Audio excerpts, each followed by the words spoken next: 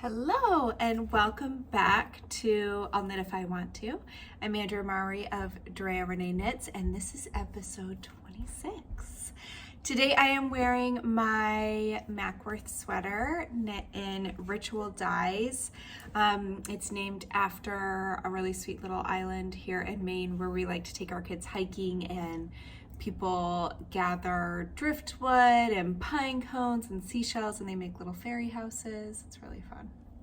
And it is a glorious getting to be fall morning here. It was really nice and cool and delightful. And it just makes me so happy to put on a sweater. So I hope your Friday morning is going really well and let's try to answer some questions. So, question number 1. I've had a lot of people telling me to be careful about making a hobby your business because then you won't enjoy it anymore. What has that process been like for you? Do you still love knitting even though it's a way you provide for your family and make a living? I do absolutely still love knitting. I will be watching a movie with Peter and I'll look over at him halfway through as I'm knitting and watching the movie and just say, I love knitting. Like it just never gets old for me. I also used to be a baker and never got sick of baking. So that hasn't rung true for me, but I definitely think it can. I think it just depends what your relationship is with that creative outlet. For instance, I wouldn't want to make some of my other hobbies, I wouldn't want the pressure on those hobbies for them to need to support me.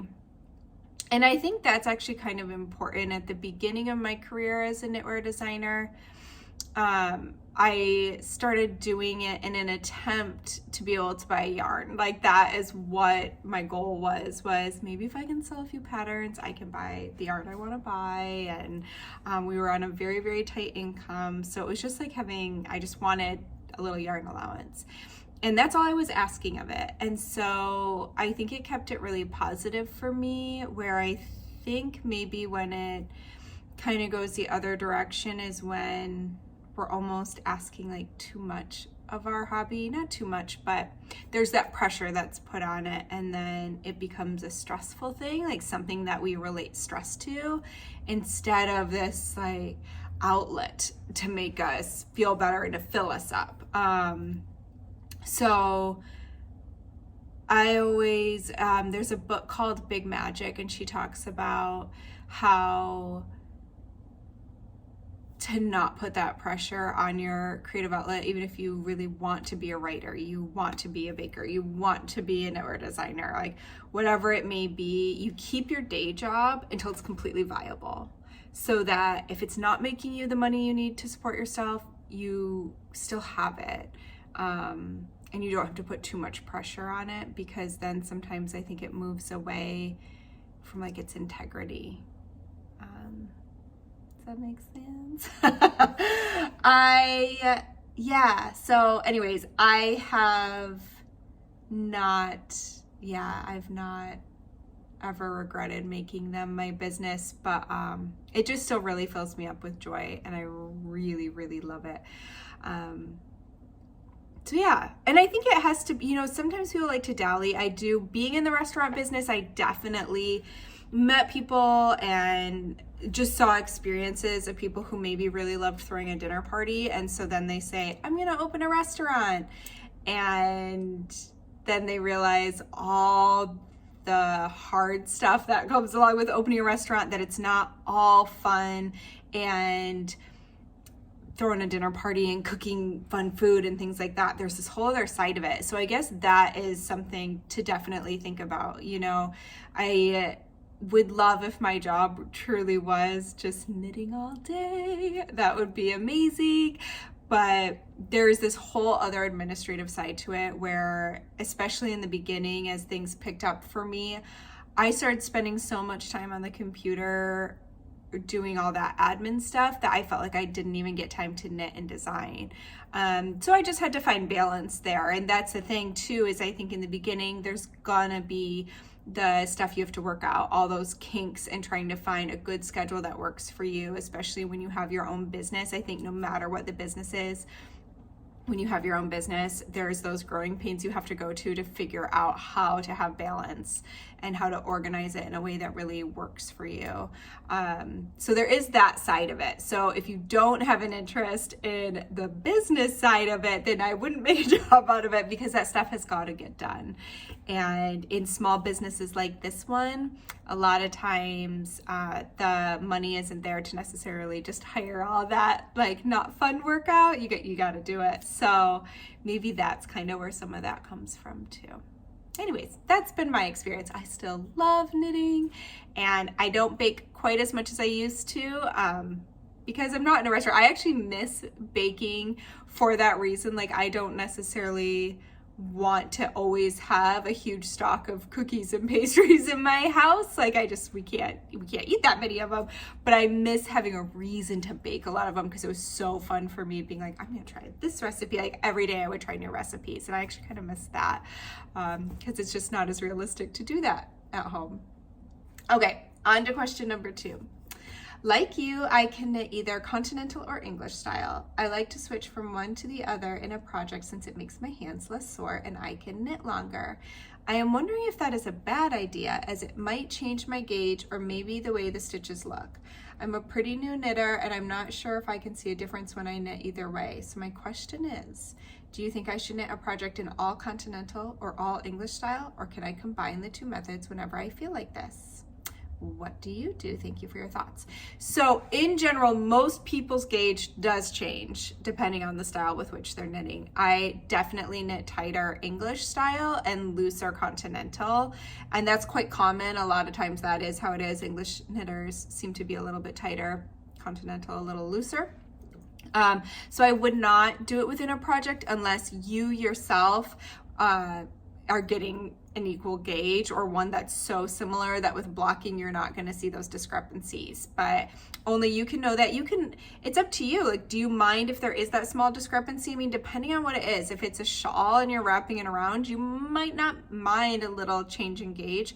Where it's going to be a lot more noticeable is something that needs to fit you properly, such as mittens or a sweater. Then you probably don't want to have some gauge changes there. So the best way to know is I would knit something half English and half Continental, and then block it and maybe mark, like put a stripe in the middle so you know which side is which, and check your gauge after it's dried and just see, is your gauge changing? If it's not, awesome, you do you. If it is, and it makes your hands feel better, I would then always have 2 projects going. I would have your English project going and your Continental project going. That way, if you want to change up how your hands are feeling, you can be like, okay, I've had enough of my English project, I'm gonna work on my Continental a little bit. And I kind of like to do that anyways, so that depending on what I'm doing, you know, I haven't been to a knit night in a very long time, but hope to someday in the future. And so for me, I want to have a project that I don't have to think too much about, that I can just sit and knit while I chat. But there are times when I'm knitting on my own where I really want something that engages my brain more. So I always like to have just a couple,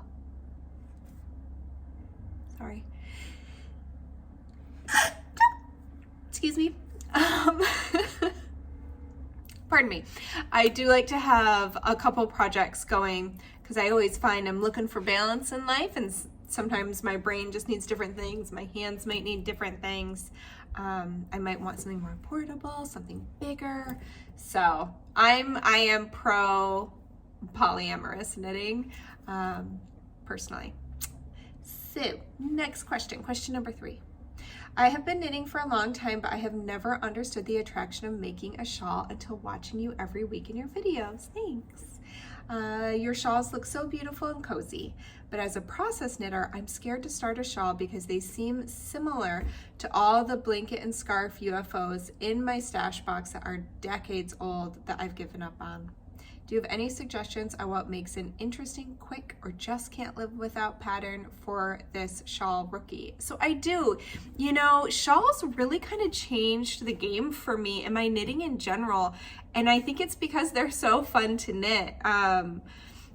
most shawl shapes in general start off very small with just casting on a couple stitches, and they grow. So you end up feeling like, especially in the first half of that shawl, you feel like you are knitting so fast because you're watching it grow and grow and grow. So unlike a blanket or a scarf, which obviously patterns vary, but unlike those, you're not just knitting row after row after row without like a whole lot going on. You're shaping, so you have to pay attention. There might be increases and decreases, or just increases. There's all different shawl shapes, so you might also realize there's a certain shawl shape you really enjoy knitting. But also shawls tend to enjoy a lot of fun stitch patterns and or color, and so they're very fun to knit. I think that's why they're so popular, and I wear them a lot. I mean, shawls are something I wear almost year round, especially if I go, we don't have air conditioning in our home, but when I go to a place that has AC, it's just so jarring to go from like hot summer weather into a cold air conditioned building. And I love shawls for that because they're not so hot and heavy that they're gonna be like, ugh, when you are outside, but once you go inside to the air conditioned place, it's so nice to wrap up in them. So they can really be a year round knit wear. So I think there's a lot of factors that make shawls great projects that you will want to finish. So the fact that they're easy to wear and are a great way to have something, especially if you don't wear a ton of your knitwear, I find it's a great entry level into wearing what you've made, which sometimes it takes us a little while to get to that place of like, how do I wear this and what do I wear out? So their wearability, color, if you like to play with color, they are such a fun palette to do that with, because you can use, I mean, the options are literally endless. You can combine all different kinds of colors. It's a great way to play with those really interesting hand-dyed yarns, or a special skein of yarn that's maybe a little more pricey. There's a lot of one skein shawl patterns out there. So lots of options for creativity, playing with new stitch patterns. It's a great way to learn a new stitch pattern if you've never done lace before, if you've never done cables or fading or all kinds of stuff. I've done mosaic stuff in my shawls. Like, there's so many fun things to try out, and that's also what's going to keep it interesting and keep you from getting bored and maybe not finishing that project. I will say, usually when some people tend to set them down would be at the end, because then you tend to have a lot more stitches on your needle, so every row starts to take longer and longer. And I think that's when I circle back through my list and think about, like, I'm so excited to wear this shawl, that gets me through any end part that might just be taking a little longer to knit. But yeah, there's a lot more going on in shawls. Again, there are some really amazing like knit blankets out there and different scarves that are going to keep your interest up as well. But I think that's kind of the cornerstone of shawls, is they tend to be really interesting and fun to knit. So I think you should definitely check them out. And as far as pattern suggestions, it's really such a personal preference. I really like Free or Fade is one that I recommend to people if you're interested in playing with color, combining and fading. There's some eyelets in there, some really simple lace, and then it has a cute picot edge. And the nice thing about that one too is you can make it as big or small as you want. So if you just decide you're done, you could go ahead and do your picot bind off and finish it. So that's kind of a nice one that I think would be a good beginner one. But otherwise, I would really look at, is there a technique you really want to try out? Maybe you want to try brioche, and then I would recommend trying out Brioche-alicious or something like that. So it just kind of depends. What do you have a lot of fun knitting? And I would look for that technique to be in the shawl you choose, and have it be one that you really want to wear.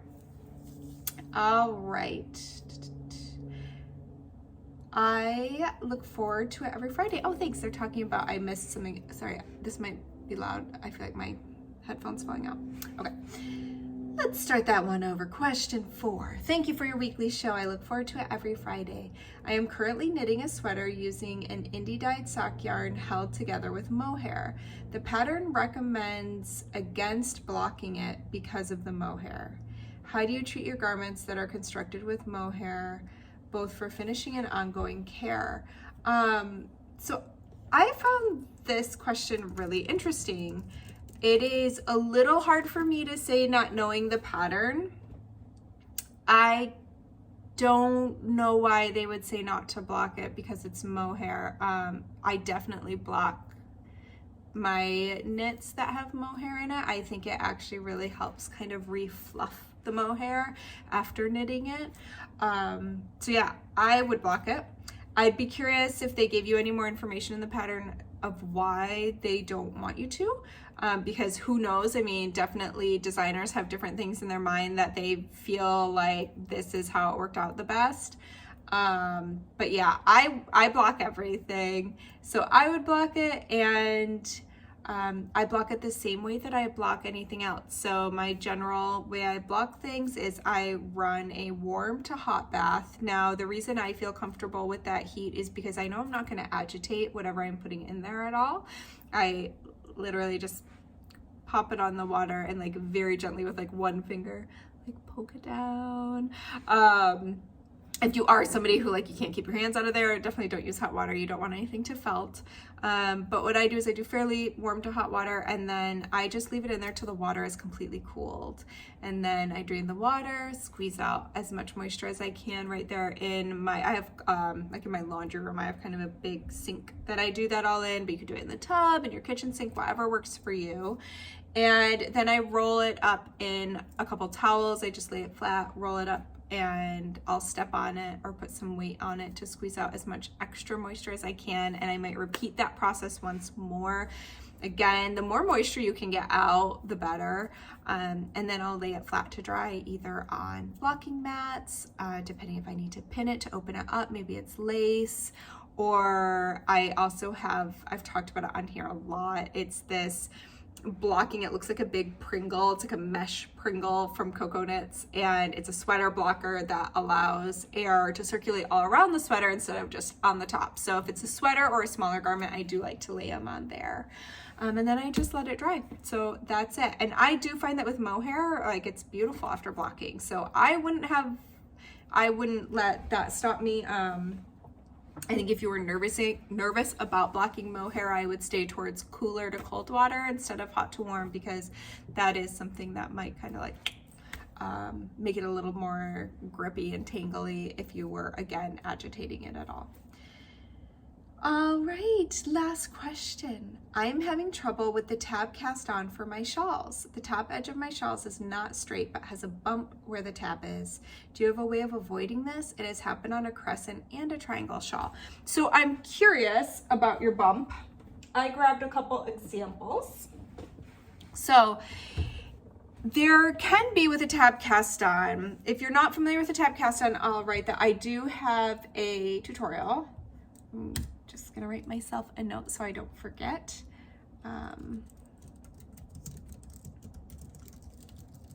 So a tab cast on,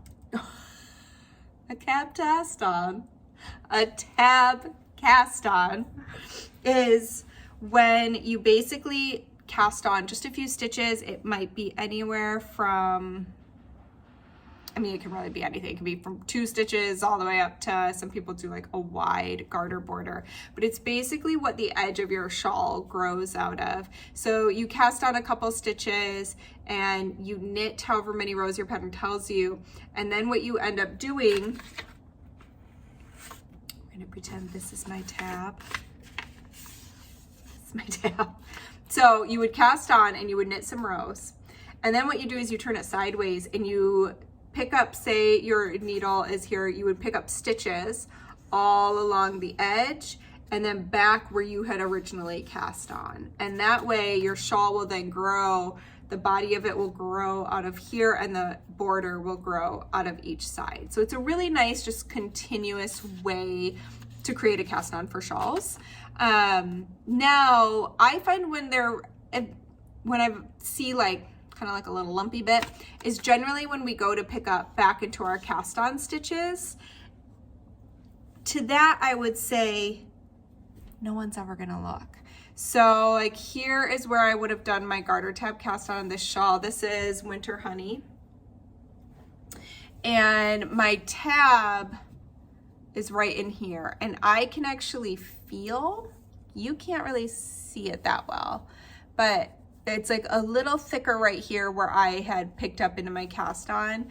I don't tend to worry about it, so I'm not super finicky about it, because if you look, I've worn this shawl quite a bit. It's gone through blocking at least once. Do you see how it all smooths out?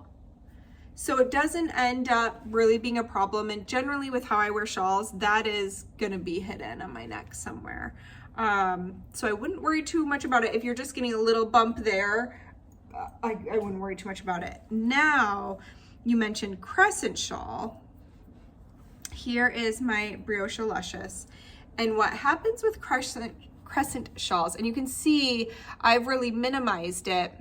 Yeah, you can't even really see it on this, but if I pull up, we'll do it like this, you can kind of see. The natural tendency of a Crescent shawl is that it wants to where that tab is. It wants to do a little mountain peak. So actually what I have done to combat that in my patterns is I do a longer tab and I very quickly increase out from it on that edge, because it's what kind of creates that is all of our increases are on this edge. So if the designer has not done anything to accommodate the crescent shaping, it will look like there is like this peak that happens in the center of your crescent shawl. So that the designer kind of has to take care of with their shaping to try and smooth that out. Blocking will also help a lot. And again, I mean, can't really see it, can you? Can you see how it like just gently, there's a little bit of a slope there? It's so minimal. And again, when you wear it, I mean, it disappears, but it depends on the pattern. So if the pattern didn't really do anything to combat that, you might have like a little bit of a mountain peak there, but even when wearing it, you could always kind of fold that bit down before, like I'm putting on a bib, before then kind of wrapping it around you. But yeah, so that's it. That's kind of my only tips. Remember the power of blocking, because that can help a lot. And especially with a shawl, I generally block shawls the hardest out of any of my garments. So I'll pin them in place and kind of stretch them out because they can handle that nice drape. All right, bonus question. Actually, before I do bonus question, I have something to show. This is my latest spin, and I thought it would be fun to show y'all and talk to you a little bit about it. So after I showed in the last couple episodes, I think it was like 2 episodes ago, I showed Jillian Moreno's book, Yarnitecture, which I love and highly recommend. And looking through her photos of how she plays with using dyed top, and all the different things you can do with color, it just really inspired me. And I love to do club fiber. So if you've never done a fiber club or a yarn club, it's basically where you sign up and you pay, and a lot of times it's like 3 months. And so once every month you get a surprise package and you don't know what it's gonna look like. And it's really fun because it allows the dyers of our fiber or our yarn to just get to be an artist again, because it's when they play. And a lot of times that you can kind of see in the future when they really had fun with a certain color and it ends up becoming a permanent color down the road. But generally they are one-offs. It just gives them a chance to play with color again without having to write down the recipe and make sure they can replicate it. So I really love to do it. And I belong to a couple different fiber clubs. My favorites are Hedgehog Fibers, which is what I have here, and Nest Fiber and Hello Yarn have some great fiber clubs. So one of the things I like about Hedgehog Fibers is they're all in that Hedgehog Fiber wheelhouse. So if you're not familiar with their yarn, it's all very speckly and fun, and there's lots of pinks and a lot of, I mean, they have so many colorways, but I found that the fiber really plays well together. They're all kind of in a similar color wheel, I will say, to where you could use them together. So what I ended up doing was I went through and I found like all kind of my blues, and I put them together and created a big gradient out of them. I was just gonna grab my phone to show you a picture. I'm recording on my phone. By the way, that's a question I've gotten a lot. A lot of people ask me what equipment I use to do this, and it's literally just my phone. I'm very low tech, and so I have my phone looking at me with the video. That's it. And I use headphones in a hope that it will create better sound. But that's about it. So I can't show you a picture, but if you look back on my Instagram, you can see photos of both. So I did all my blues and then basically turned them into little like nests and then just pulled them out in some kind of fadey order and then spun them up. And so I have about 14 ounces. And so that's about 3 bobbins full of my bluish colors, my cool colors. And then in my other pile, I put all of my pinks. Which were definitely pink dominant. There's some white and purple and stuff in there too. It's kind of funny because these two next to each other look quite similar, but if you look at the pictures on Instagram from a couple weeks ago, they're quite different. But anyways, I also had about 14 ounces of my pinks, spun that up onto 3 bobbins, and now I'm applying them together and I don't know what's gonna happen. And I started applying them together last night and I got really nervous, all of a sudden like, what if I make a mistake?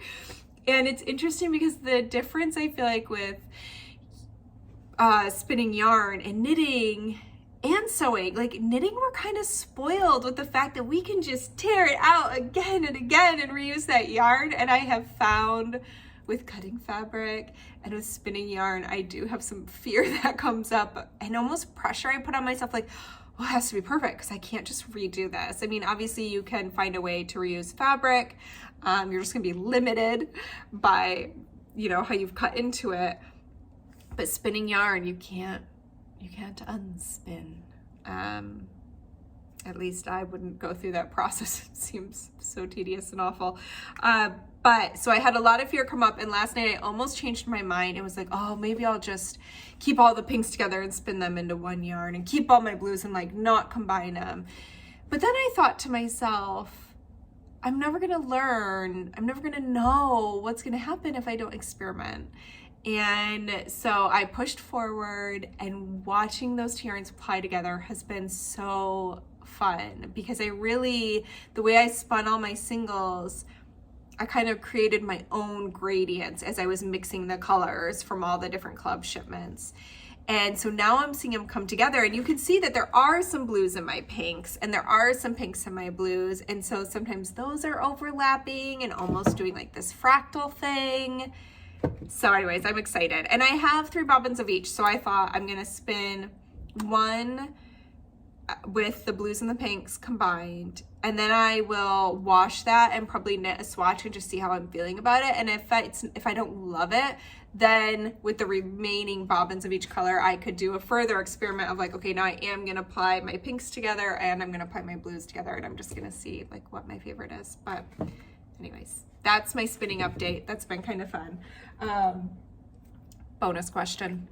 So, can you show your favorite way to wear birds of a feather? So I loved this question and urge you all to please let me know which shawls you want to see me try on, because the other day I was trying to remember even what shawls I've already shown you, even though it's only been a couple, and it's hard to pick. So if you pick, that's excellent. Please let me know what shawls you would like to see me demonstrate for you. And birds of a feather is such a good one because the wingspan on this guy is like 90 inches. It's a very long shawl. It's almost more like a scarf.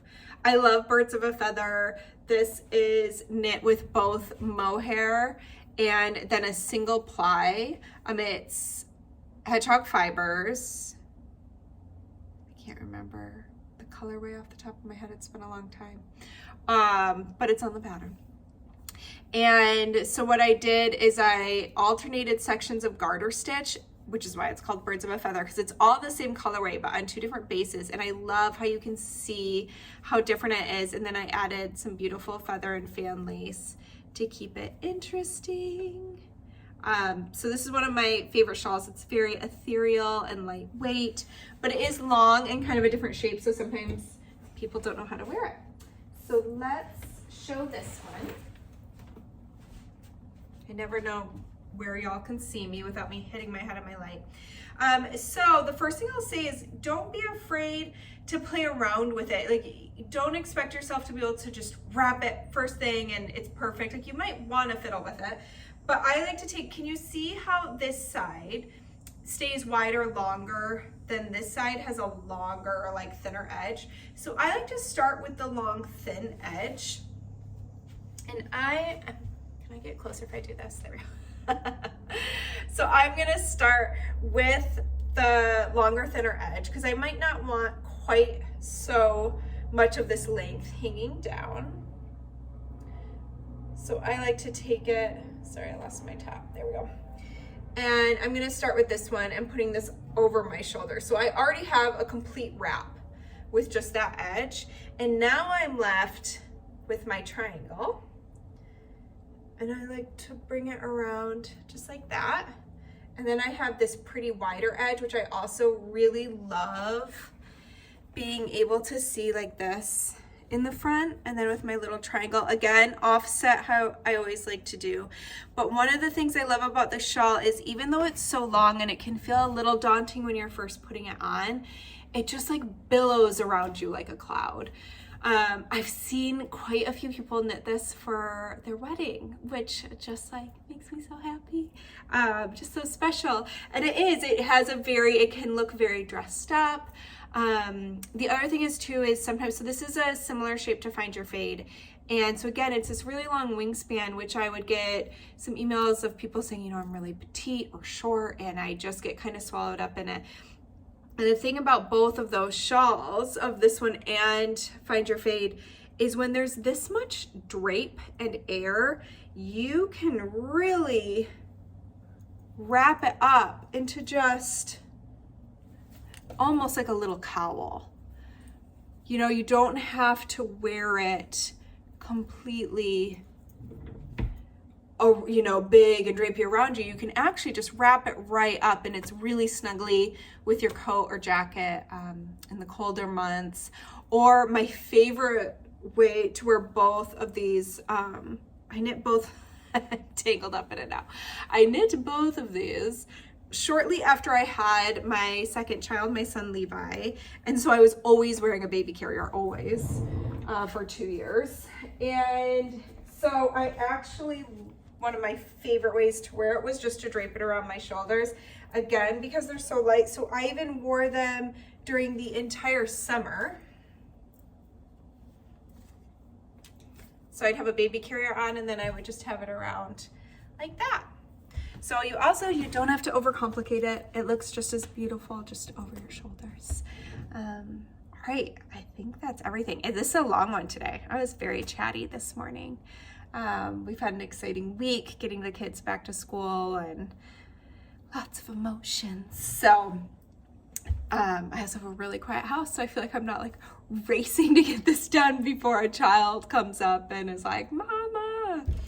All right, we still have our Illuminate Knit Along going on. There's links to that below. It's not too late to join.